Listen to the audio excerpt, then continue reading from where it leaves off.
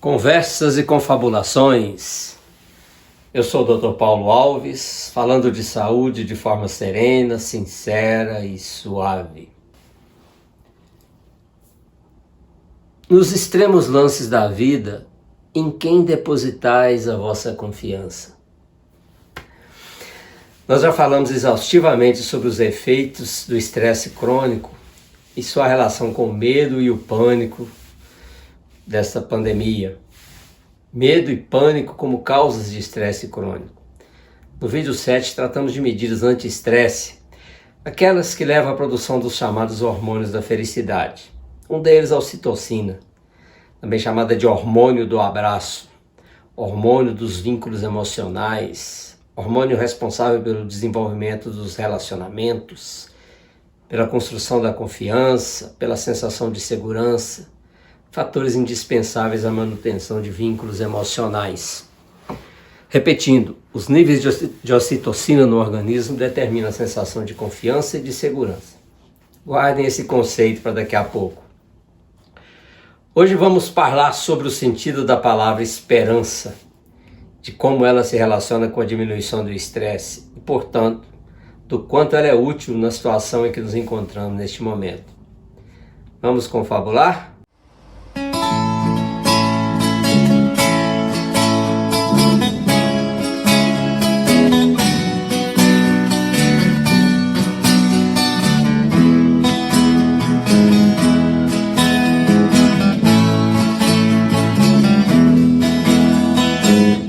Para não esquecer, já dê o like no vídeo, compartilhe com seus amigos. Isso aumenta a relevância do vídeo na plataforma do YouTube e faz com que mais e mais pessoas o encontrem. Se você der um Google em busca do significado da palavra esperança, você vai encontrar algo mais ou menos assim.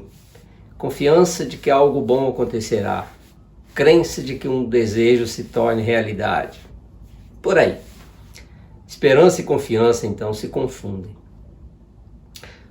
Repetindo a pergunta anterior, nos extremos lances da vida, em quem você confia? Em outras palavras, na hora da dificuldade, do perigo, da ameaça, do risco, do medo, em quem você confia? Se você se submete a um tratamento médico e confia no médico e no tratamento, você espera que algo de bom aconteça. Mas esperar não é exatamente a mesma coisa que ter esperança. Você espera pelo ônibus no ponto. Pode ser que ele venha, pode ser que não, mas você espera porque tem esperança de que ele venha. Do contrário, não perderia tempo. Percebem a sutil diferença?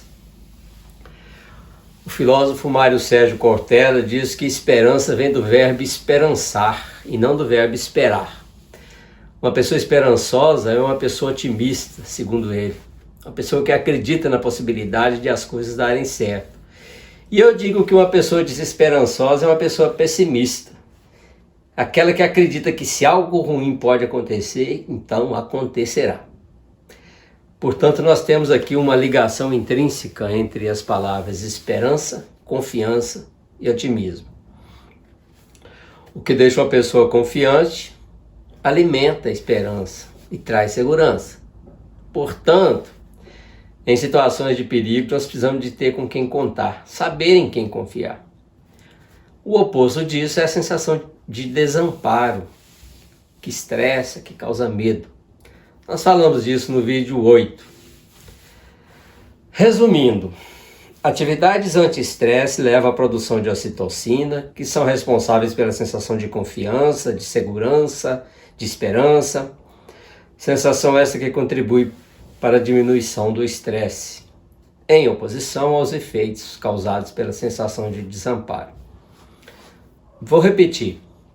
Atividades anti-estresse, atividade física, de lazer, relaxamento, etc., levam à produção do hormônio ocitocina, que leva à sensação de confiança, segurança, de esperança.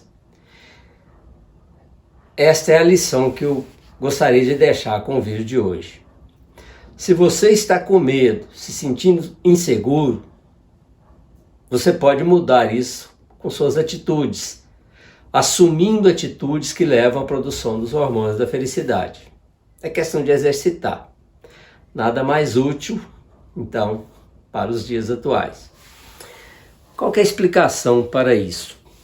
A explicação para isso é: tudo, absolutamente tudo em nós é resultado da ação dos hormônios. Sentimentos, pensamentos, atitudes, humor, ações e reações, conscientes ou não, alegria e tristeza, expressamos o que os nossos hormônios estão determinando.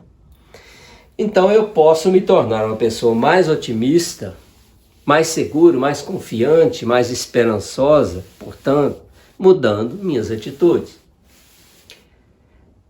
E onde a pandemia entra nessa conversa? Como está o seu nível de esperança em relação à pandemia? Se você continua inseguro, com medo, você já aprendeu que pode mudar isso fazendo coisas que aumentam os hormônios da felicidade. Mas se ainda está em dúvida sobre isso, depois que você terminar esse vídeo aqui, vai lá no vídeo 7 e o reveja. Você vai entender melhor. E tente de novo responder a questão que eu fiz há pouco. Na hora do perigo, do risco, da ameaça, da dificuldade, do sofrimento, do medo, em quem você deposita sua confiança? Percebem que eu estou falando de conhecimento, de informação, de novo? Pois é, para as crianças, às vezes, a falta de informação é que traz confiança. Para o adulto, por outro lado, a falta de informação traz insegurança. E como vocês não são mais crianças e precisam de informação, vamos falar mais umas coisinhas aqui sobre a doença Covid-19, mas sobre o controle dela, que está em andamento. Eu já disse que eu acredito no poder libertador da informação. Vamos tentar, então, separar joio do trigo, eliminar fatores de confusões, focar nas verdades. E vocês verão que as esperanças e a confiança, consequentemente, aumentarão. E isso vai diminuir o estresse. Eu vou apresentar alguns dados objetivos, números que gritam, que comprovam a eficácia das vacinas como mais uma ferramenta no combate ao coronavírus. Eu falei desse papel das vacinas em vários dos meus vídeos anteriores. Vejam. Isso aqui é a evolução do número de óbitos por Covid-19 no Brasil desde o início. Essa linha escura é a média semanal de óbitos diários. Menor média diária de óbitos foi em novembro. Aí começaram a surgir as novas variantes do vírus, a doença se recrudesceu, aumentou o número de óbitos progressivamente até abril. Em abril chegou a 3.117 óbitos de média por dia. E começou a cair. Vejam que isso aqui é números absolutos de óbitos. Caiu para aproximadamente a metade do que era em abril. A vacina começou em janeiro. Então a gente começa a perceber que como o número de óbitos de idosos vai cair, os dos mais jovens vai aumentando. Que menos de 40 anos passa de 5% em janeiro para chegou a 12% em junho. De 41 a 60 passou de 17% dos óbitos diários em janeiro, chegou a 42% em maio. Dos de 61 a 70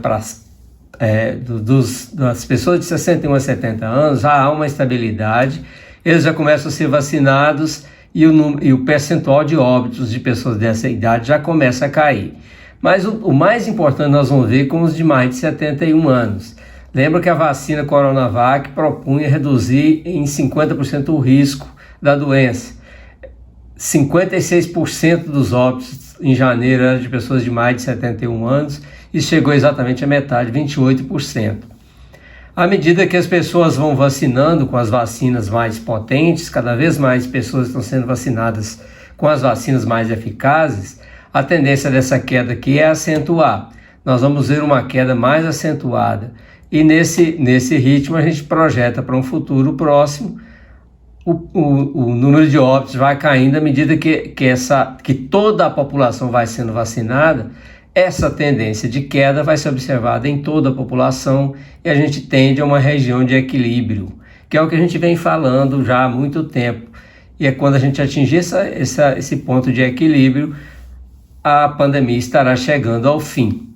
Nós estamos projetando para vacinar toda a população até outubro, então a partir de novembro isso aqui já vai começar a ser observado para a população em geral.